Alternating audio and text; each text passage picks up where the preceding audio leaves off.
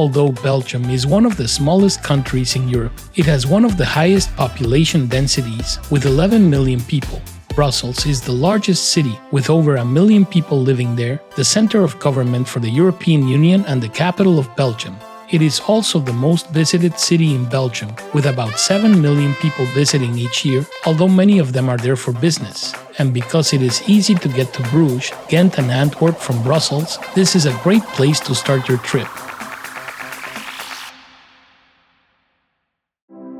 The Royal Palace is the most significant of the palaces around the Brussels Park and serves as the official home of the Belgian monarchy. The current palace was built on the site of the earlier Coudenberg Palace in the 1820s. During the 20th century, the interior of the palace was improved and older elements were restored.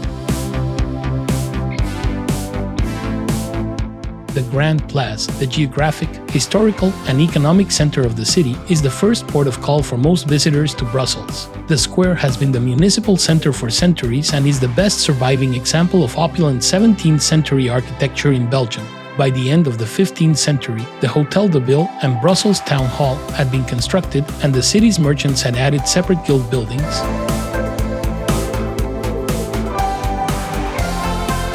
Leopold first carried out the inauguration of these great arcades in 1847.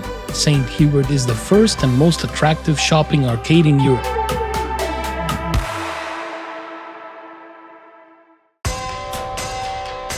A garden originally created for the 1910 World's Fair. It was renovated in the 1950s to become the huge Mont des Arts urban complex. It is located beneath the Place Royale and currently serves as a green link between the upper and lower parts of the city, between the Royal Courtier and the Grand Place in the historic center of Brussels.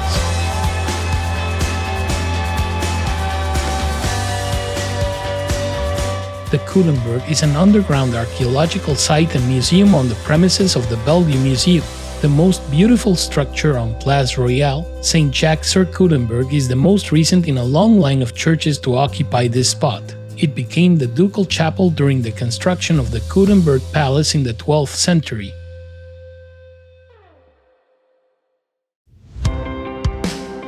The Cathedral of St. Michael and St. Gudula is the national church of Belgium, although it was only granted cathedral status in 1962. Inside the cathedral, highlights include the Grenzic organ and the Baroque pulpit depicting the expulsion of Adam and Eve from paradise.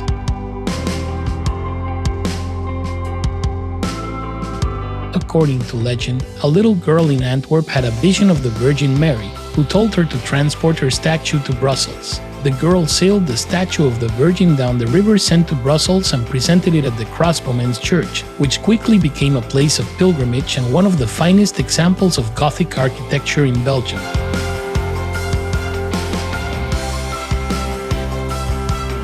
King Godfrey I chose to erect a church outside the city walls in 1134. It quickly became a market church. The monstrously lifelike gargoyles, a representation of evil outside the sacred interior, are one of the most prominent features of the facade.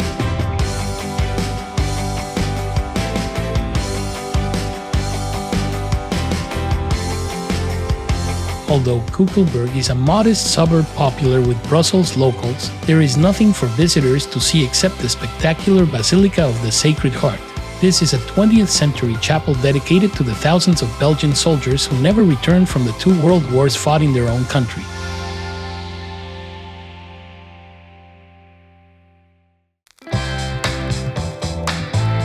The collection of the Museum of Musical Instruments began in the 19th century when the state purchased 80 rare and unusual instruments. In 1877, a museum was opened, and by 1924, it had 3,300 pieces. Today, the collection has around 6,000 objects, many of which are magnificent examples of wind, string and keyboard instruments from the Middle Ages to the present.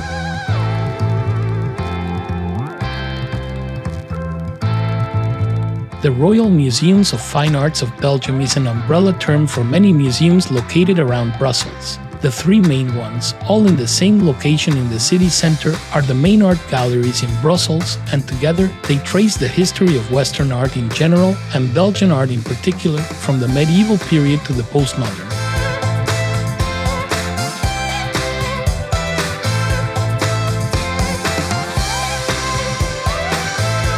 The Comic Strip Museum, a unique and much-loved institution in Brussels, pays tribute to the Belgian enthusiasm for comic strips as well as to numerous world-famous cartoonists from Belgium and beyond. From Tintin to the Smurfs, both by Belgian authors, it is one of the most popular permanent exhibitions.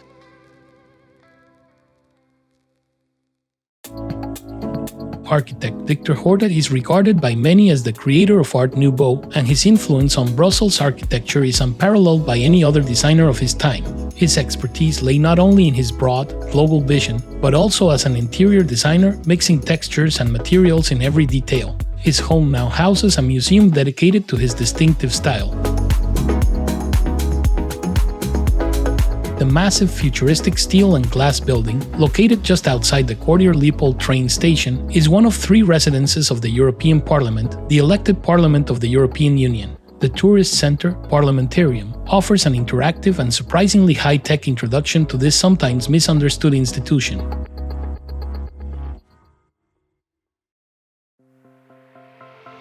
The Cinquantenaire Park and Palace, the finest of Leopold II's great undertakings, were created for the celebrations of the Golden Jubilee of Belgian independence in 1880.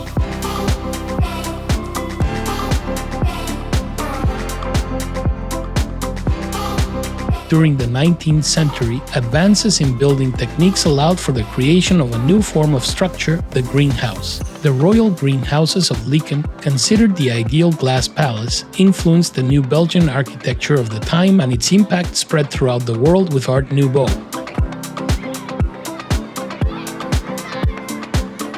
The Atomium, built for the 1958 World's Fair, is undoubtedly Brussels' most recognizable icon.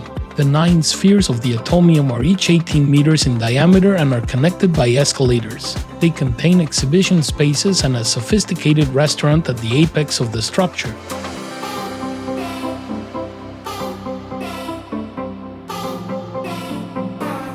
Brussels is a culturally diverse Central European experience with an excellent standard of living. It attracts a hugely varied population whilst retaining its particular character as the location of most of the European Union's infrastructure. Fantastic cafes, bustling pubs and busy nightclubs show that Brussels locals live life to the full. Belgian cuisine coexists with delicious cuisine from all 4 corners of the world. The number of microbreweries in Brussels has reached an all-time high. Chocolatiers continue to create outrageously delicious sweets, and the most fabulous French fries are made right here.